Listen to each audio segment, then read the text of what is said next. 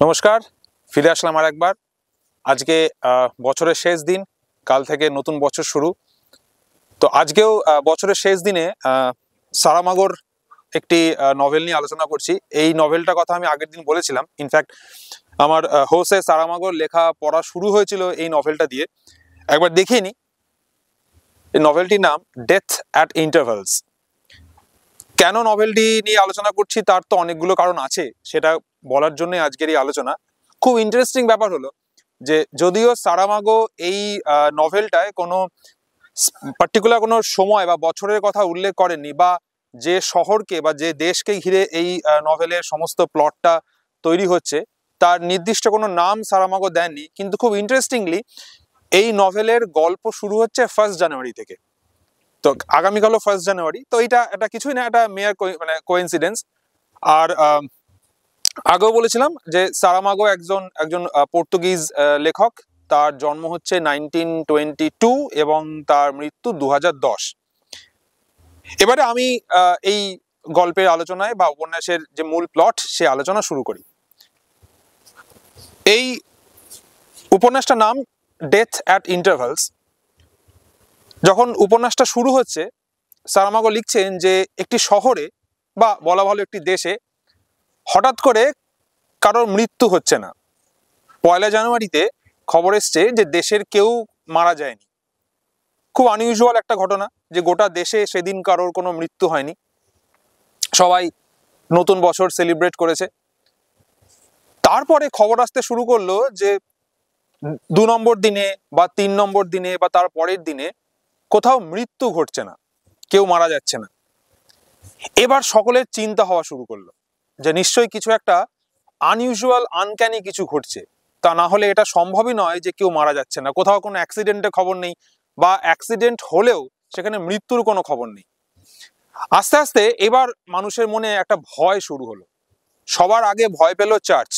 সারামাগোর এই যে ইনস্টিটিউশনালাইজড যে রিলিজিয়ান, তার প্রতি যে খোঁচা, এটা অন্যান্য নভেলেও ফিরে এসছে, এক্ষেত্রেও সেটা ব্যতিক্রম নয়। প্রথম ভয় পেল চার্চ, কারণ চার্চের মনে হলো যদি মৃত্যুই চলে যায়, মানুষের মধ্যে থেকে যদি জীবন মৃত্যুর ভয় চলে যায়, যদি পুনর্জন্ম বা পরজন্মের যদি ভয় চলে যায়, এই জন্মে খারাপ কাজ করলে মৃত্যুর পর আমাকে শাস্তি পেতে হবে, এই ভয়টাই যদি চলে যায়, যদি মৃত্যু না থাকে, তাহলে চার্চকে কেউ মানবে না। ঈশ্বরের যে এক্সিস্টেন্স সেইটা নিয়ে প্রশ্ন উঠবে। চার্চ ভয় পেল।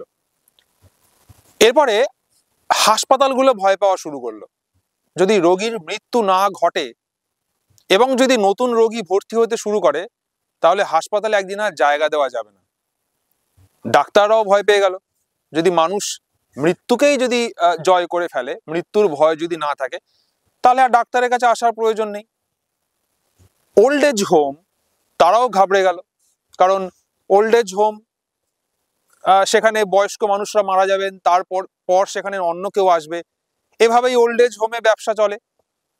তারাও ভাবলো যে যারা এখন এক্সিস্ট করছে তাদের যদি মৃত্যু না হয়, তারা যদি এইভাবে বেঁচে থাকে, তাহলে তো আমাদের এখানে নতুন কেউ আর আসতে পারবে না। খুব ইন্টারেস্টিংলি তারপর যে অর্গানাইজেশনটা ভয় পেয়ে গেল, তারা দুশ্চিন্তায় পড়লো, সেটা হচ্ছে ইন্স্যুরেন্স কোম্পানি। ইন্স্যুরেন্স কোম্পানি মনে করলো যে যদি মানুষের মৃত্যু না হয়, তাহলে তারা কেউ বিমা করবে না, পলিসি কিনবে না। এইভাবে একটা বিউরোক্রেটিক পর্যায়ে সারা দেশে একটা সংকট দেখা দিল যে মানুষ কেউ মারা যাচ্ছে না। স্যার আমাকে বলছেন মৃত্যু কতটা ইম্পর্টেন্ট।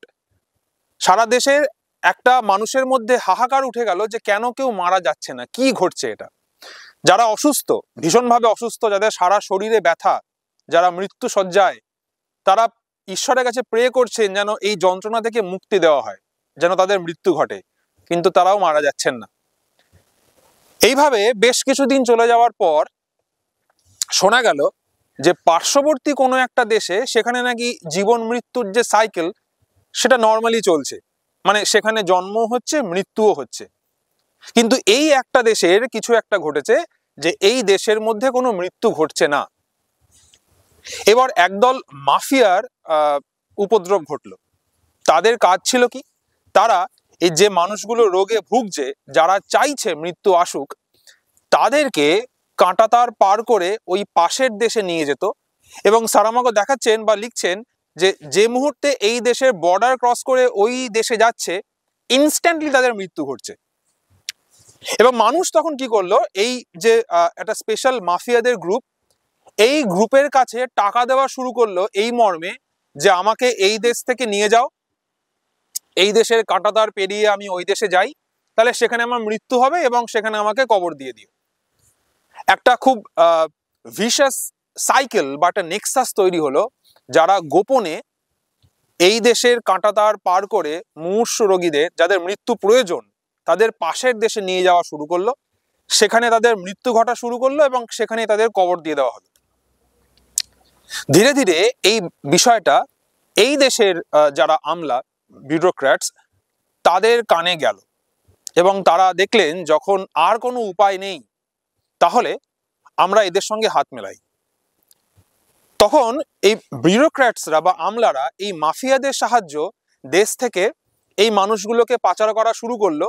পাচার বলাই যায়, যেহেতু কাঁটাতার পার করে তারা অন্য দেশে ঢুকে পড়ছে, যাতে সেখানে গিয়ে তাদের মৃত্যু হয়। কিন্তু এটা বেশি দিন মানুষের মধ্যে চেপে থাকলো না। এটা দুটো সমস্যা হলো। এক নম্বর সমস্যা হচ্ছে, এই দেশের ভিতরেই বেশ কিছু মানুষ যারা হিউম্যানিস্ট, তারা আন্দোলন শুরু করলেন বা তারা প্রতিবাদ শুরু করলেন যে কিভাবে, হাউ কাম যে রাষ্ট্র মাফিয়াদের সঙ্গে হাত মেলাচ্ছে। এটা তো মেনে নেওয়া যায় না, রাষ্ট্র কি করে মাফিয়ার সঙ্গে হাত মেলায়। দু নম্বর বিপদ হলো, যে দেশে এই কবর দেওয়া হচ্ছিল, যেহেতু এটা করা যায় না, it's a trespassing, it's a clear case of trespassing, intrusion, সেই দেশের মানুষ, সেই দেশের যে সমস্ত প্রশাসন রয়েছে, তারা প্রচন্ড ক্ষেপে গেল যে এটা আপনারা কি করে করছেন, যে আমার দেশে, আপনার দেশের মানুষকে আপনারা কিভাবে কাঁটাতার পার করে আমার দেশে নিয়ে আসছেন। এইরকম অবস্থায় যখন একটা গৃহযুদ্ধ প্রায় বাধ্যে চলেছে এবং দুই দেশের মধ্যে একটা সম্পর্কে একটা টেনশন শুরু হয়েছে, সেই সময় সাডেনলি এই দেশে মৃত্যু আবার ফিরে আসলো। সারামাগো দেখাচ্ছেন যে এই প্রথম বোধহয় মৃত্যু এসছে বলে মানুষ এত খুশি যে না, মৃত্যু আবার এসছে। কিন্তু এবারে মৃত্যুর ধরনটা একটু অন্যরকম। কিরকম? যে মানুষটি মারা যাবে, মৃত্যু ডিসাইড করলো, মানে এখানে মৃত্যুকে একজন মানুষ হিসেবে দেখানো হচ্ছে, অ্যাজ ইফ তার একটা মানুষের চেহারা নিয়ে সে পৃথিবীতে এসছে, একটা পার্সনিফিকেশন ঘটেছে। এবং দেখাচ্ছেন যে মৃত্যু, যে মানুষটি মারা যাবে, তাকে তার সময় ফুরিয়ে আসার 7 দিন আগে তার বাড়িতে একটা করে চিঠি দিয়ে আসবে। একটা মভ বা বলা যেতে পারে একটা পার্পল কালারের একটা এনভেলপ, তার মধ্যে একটা চিঠি থাকছে। সেই মৃত্যু তার বাড়িতে 7 দিন আগে চিঠি দিয়ে যাবে। কিভাবে দেবে সেটা বা কিভাবে পৌঁছচ্ছে সেটা নভেলটা পড়লে জানা যাবে। আমি সেই বিস্তারিত আলোচনার মধ্যে যাচ্ছি না, আমি মূল নির্দেশটুকু বলছি। কারণ মৃত্যুর ফিলসফি ছিল, যে মানুষটি মারা যাচ্ছে তাকে অন্তত 7 দিন আগে বুঝিয়ে দেওয়া উচিত তোমার আয়ু আর 7 দিন, এই পৃথিবীতে তুমি 7 দিন আছো, তোমার যা খুশি তুমি করে নাও। এইভাবে প্রতিদিন সেই দেশের প্রত্যেকটি বাড়িতে বা কোনো না কোনো বাড়িতে প্রতিদিন চিঠি আসা শুরু করলো। মানুষ প্রিপারেশন নেওয়া শুরু করলো যে যার বাড়িতে চিঠি এসছে তার মানে আমার আয়ু আর 7 দিন। এভাবে চলতে লাগলো। আমাদের নভেলে ঘটনাও বেশ কিছুটা এগিয়েছে। এরপরে একদিন দেখা গেল যে একজনের মৃত্যু হওয়ার কথা একটা নির্দিষ্ট দিনে। মৃত্যু অন্তত সেটাই জানে, তার বাড়িতে চিঠি পৌঁছে গেছে। কিন্তু যেদিন তার মরবার কথা, সেদিন সে লোকটা মারা গেল না। এবার মৃত্যু ভাবতে শুরু করলো যে এটা কি করে সম্ভব, আমার তো হিসেবের ভুল হয় না। এই যেন আমাদের সেই চিত্রগুপ্তের খাতার মতো, আমার তো হিসেবে ভুল হওয়ার কথা নয়। তাহলে কি এমন ঘটলো যে যার আজকে মারা যাওয়ার কথা সে এখনো বেঁচে আছে, এটা কিভাবে সম্ভব? মৃত্যু এবার খোঁজ নিতে গেল, এটা কি করে সম্ভব। মৃত্যু বুঝতে পারলো যে মানুষটির মারা যাওয়ার কথা ছিল সেই মানুষটার বাড়িতে চিঠিটা পৌঁছায়নি। মানে ভুলবশত যার মৃত্যু হওয়ার কথা, যার বাড়িতে চিঠি পৌঁছানোর কথা, তার বাড়িতে চিঠি না পৌঁছে সেই চিঠি গেছে অন্য কারোর বাড়িতে। এবার মৃত্যু খুব কিউরিয়াস ফিল করলো। তার মনে হলো যে একবার তাহলে যাই, দেখে আসি ব্যাপারটা কি ঘটলো। ঘটনাচক্রে এই মানুষটি যে বেঁচে রয়েছে সে একজন সেলিস্ট, মানে সে একটা অপেরা বা অর্কেস্ট্রায় সেলো বাজায়। আমরা সেলো এক ধরনের বাজনা, সেলো যারা বাজান তাদেরকে সেলিস্ট বলা হয়।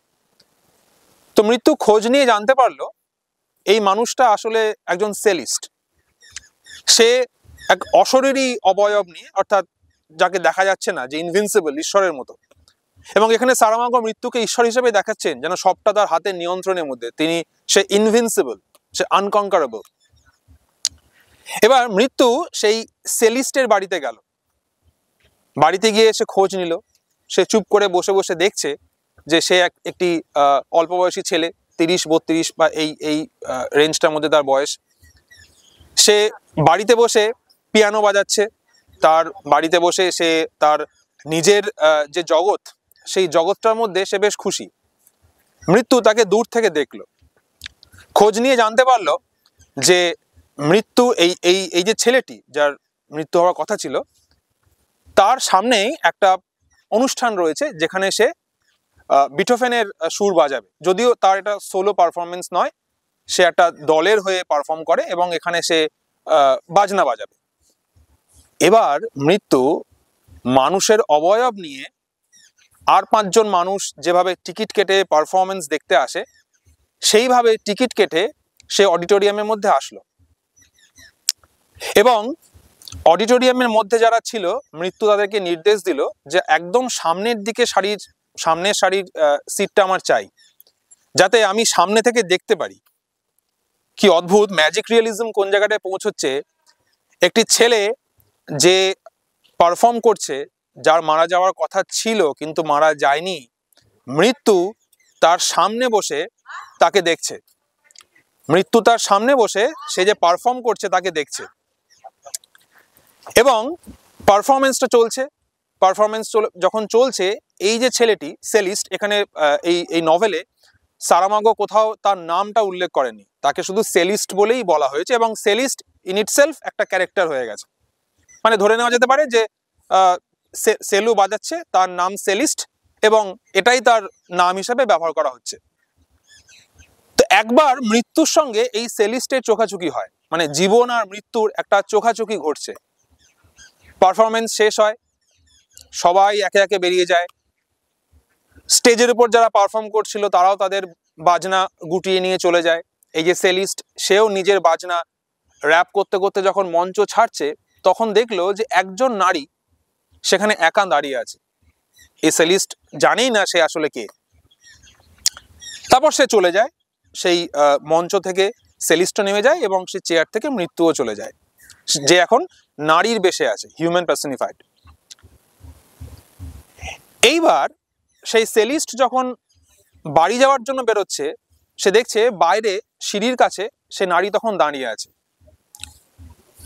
এবং সেইটা তাদের প্রথম কমিউনিকেশন। আমি সেই জায়গাটা একটু পড়ে শোনাই, যেখানে মৃত্যুর সঙ্গে জীবন, যদি আমরা এভাবে ভাবি, সেলিস্ট যে জীবনের মেটাফর বা যে জীবনকে ইন্ডিকেট করছে, আর ওইদিকে মৃত্যু যে নারীর বেশ নিয়ে এসছে, তাদের প্রথম কমিউনিকেশন কিভাবে হচ্ছে।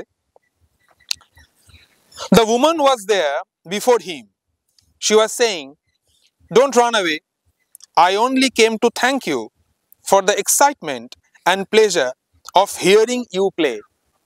সে এসে বলছে যে আমি আপনার মিউজিক শুনতে এসেছিলাম, এবং এই প্রসঙ্গে সে বলবে যে আমি আপনাকে ডিস্টার্ব করিনি, কারণ আমার মনে হয়েছিল যে যখন একজন আর্টিস্ট তিনি তার আর্ট পারফর্ম করেন, তখন তাকে বিরক্ত করা উচিত নয়। এই কথাটা সারামাগো বলছে, একবার এটা ভেবে দেখবার মতো, যে মৃত্যু বলছে জীবন যখন তার শিল্পকে পারফর্ম করে তখন তাকে বিরক্ত করা উচিত নয়। অর্থাৎ শিল্পীর এবং শিল্পের গুরুত্ব এতটাই। এবং ছেলেটি উত্তরে বলছে, "That's very kind of you, but I am just an orchestra player, not a famous concert artist, the kind for whom fans wait hours." ছেলেটি বলছে যে খুব ধন্যবাদ, আপনাকে ধন্যবাদ জানাচ্ছি। আমার খুব আশ্চর্য লাগছে, কারণ এভাবে আমাকে কেউ কোনোদিন বলেনি যে আমার মিউজিক শুনবার জন্য এসছে। কিন্তু আমি অত বড় শিল্পী নই, আমি একটা দলে সামান্য বাজনা বাজাই আর কি। এই বলে বেশ কিছুক্ষণ মৃত্যুর সঙ্গে ছেলেটির কথোপকথন চলছে। এবং আস্তে আস্তে আমরা দেখবো যে ঘটনাচক্র আস্তে আস্তে যখন এগোচ্ছে, ইভেনচুয়ালি এই ছেলেটি অর্থাৎ সেলিস্ট সে মৃত্যুকে ভালোবেসে ফেলবে। সে জানবেও না বা সে জানেও না যে যে মেয়েটিকে সে ভালোবাসছে সে আসলে কোনো রক্ত মাংসের মানুষই নয়, সে মৃত্যু। আবার মৃত্যু জানে যে তারও অনুভূতির পরিবর্তন হওয়া শুরু হয়েছে। এই যে ছেলেটি সেলিস্ট, যার সঙ্গে সে কথা বলছে, যাকে সে নারী হিসেবে ফলো করছে প্রত্যেকটি জায়গায় যেখানে যেখানে সে যাচ্ছে, যার সঙ্গে সে ফোনে কথা বলছে, সে আসলে জীবন। এবং মৃত্যু জানে যে এই সম্পর্কটার কোনো ভবিষ্যৎ নেই, এবং সে যদি বেশিক্ষণ থাকে তার অর্থ এই মানুষটির মরে যাওয়া। উপন্যাসের একদম শেষের দিকে আমরা ইনফ্যাক্ট উপন্যাসের শেষের দিকেই চলে এসেছি, যেখানে ছেলেটির মনে প্রশ্ন আসবে যে এই যে রহস্যময়ী নারী সে আসলে কে, কি করে সে জানতে পারে যে আমি কোথায় আছি, বা আমাদের এই যে সম্পর্ক, এই সম্পর্কটা এত অদ্ভুত যে সম্পর্কটা আনডিফাইন্ড। একদিন সেই মৃত্যু এই ছেলেটির বাড়িতে আসে। এসে ছেলেটিকে, মৃত্যুর উদ্দেশ্য ছিল যে ছেলেটিকে সবটা বলে সেখান থেকে চলে যাবে এবং তাদের আর কোনোদিন দেখা হবে না। সে একটা চিঠি লিখে যাবে ছেলেটিকে। ইনফ্যাক্ট একটা চিঠি সে লেখেও এটা জানানোর জন্য যে সে আসলে কি এবং কেন এই সম্পর্কটা থাকা উচিত নয়। কিন্তু শেষমেশ সেই কাজটা সে করতে পারে না। ছেলেটি একবার বলবে যে আমি তো এখনো পর্যন্ত তোমাকে ছুঁয়েও দেখিনি। তারা প্রথমবার হাত মেলাবে হ্যান্ডশেক করার জন্য, কিন্তু ছেলেটি তার হাত ধরে বলবে যে তোমার হাত এত শীতল কেন, এত ঠান্ডা কেন? সেটা ঠান্ডা কারণ সে আসলে মৃত্যু। এবার তারা বেশ কিছুটা সময় একসাথে কাটায় এবং ছেলেটি তারপর জীবনের যে নিয়ম, ঘুম, মৃত্যুর তো ঘুমানোর কোনো প্রয়োজন নেই, সে ছেলেটি ঘুমিয়ে পড়ে। মৃত্যু সিদ্ধান্ত নেয় যে এবার সে চুপি চুপি চলে যাবে, কারণ তার এখানে আর থাকা উচিত নয়। যে চিঠিটা সে লিখেছিল সেলিস্টের উদ্দেশ্যে, সে নিজের হাতে চিঠিটাকে ছিঁড়ে ফেলে। সে মনে করে চলে যাবে, কিন্তু যেতে পারে না। শেষ জায়গাটা আমি একবার বলি। She went into the kitchen, lit a match, a humble match. She, who could make the paper vanish with a single glance and reduce it to an impalpable dust. She, who could set fire to it with the mere touch of her fingers. And yet, it was a simple match, an ordinary match, an everyday match that set light to death's letter, the letter that only death could destroy. যে চিঠিটা সে লিখে ভেবেছিল ছেলেটিকে দেবে, সেটা দিতে পারলো না। সে ছিঁড়ে ফেললো এবং একটা দেশলাই কাঠি, যেটা কোনো প্রয়োজন ছিল না, মৃত্যু নিজেই যে কোনো কিছু জ্বালিয়ে দিতে পারে, কিন্তু একটা দেশলাই কাঠি নিয়ে সাধারণ মানুষ, একজন সাধারণ গৃহিণী যেভাবে অপ্রয়োজনীয় জিনিসকে পুড়িয়ে ফেলেন, মৃত্যু বা এই নারীবেশী মৃত্যু দেশলাই কাঠি জ্বালিয়ে সে চিঠিটাকে পুড়িয়ে ফেললো। নো অ্যাশেস রিমেইন্ড, কোনো ছাই পড়ে থাকলো না। এইবার শেষের চারটি line, death went back to bed, put her arms around the man. মৃত্যু সেই বিছানায় গেল যে বিছানায় এই জীবন শুয়েছিল, অর্থাৎ সেলিস্ট ঘুমিয়েছিল। মৃত্যু সেই বিছানায় গেল, তার পাশে তাকে জড়িয়ে ধরলো। Without understanding what was happening to her. মৃত্যু এবার বুঝতে পারছে না যে তার সঙ্গে কি হচ্ছে, কারণ তার তো এখানে থাকার কথা নয়। এবং এই মানুষের মতো এই যে অনুভূতিগুলো, এই মানুষের অনুভূতিও তার আসবার কথা নয়, কেন আসছে সে বুঝতে পারছে না। She who never slept felt sleep gently closing her eyelids. মৃত্যু যে কোনোদিন ঘুমোয় না, কারণ ঘুম জীবনের বৈশিষ্ট্য, এই প্রথম মৃত্যু অনুভব করলো যে তারও ঘুমে চোখ বুজে আসছে। Last line, the following day no one died. পরের দিন আবার খবর আসলো কেউ মারা যায়নি। উপন্যাসটা এখানে শেষ, এবং উপন্যাসটা যতবার পড়েছি বা যতবার আলোচনা করি আমার গায়ে কাঁটা দেয় যে এভাবেও ভাবা যেতে পারে। এরপর কি হলো সেটা আমাদের কল্পনার উপর নির্ভর করতে হয়। সারামাগো সেই ইঙ্গিত আমাদের দিচ্ছেন না, সেটা আমাদের স্বাধীনতা, আমরা যেভাবে পারি সেটাকে ভেবে নিতে পারি। তো এই ছিল আজকের উপন্যাসের আলোচনা। প্রতিবারই সারামাগোর যে কোনো লেখা যখন পড়ি শেষে একটাই প্রশ্ন হয় যে how come this man is so unique.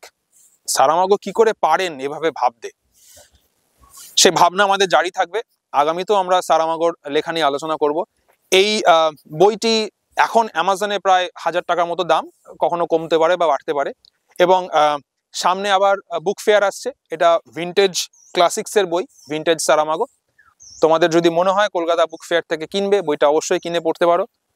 আর অন্যান্য ভিডিওর মতো এখানেও আমাকে জানিও তোমাদের কেমন লাগলো, কোনো সাজেশন আছে কিনা জানিও। আর যদি মনে হয় আমার এই চ্যানেলটা তোমাদের কাজে লাগছে, তাহলে এটাকে সমর্থন করো। নতুন বছর কালকে থেকে, খুব ভালো থেকো সবাই, পড়াশোনায় থেকো। Thank you.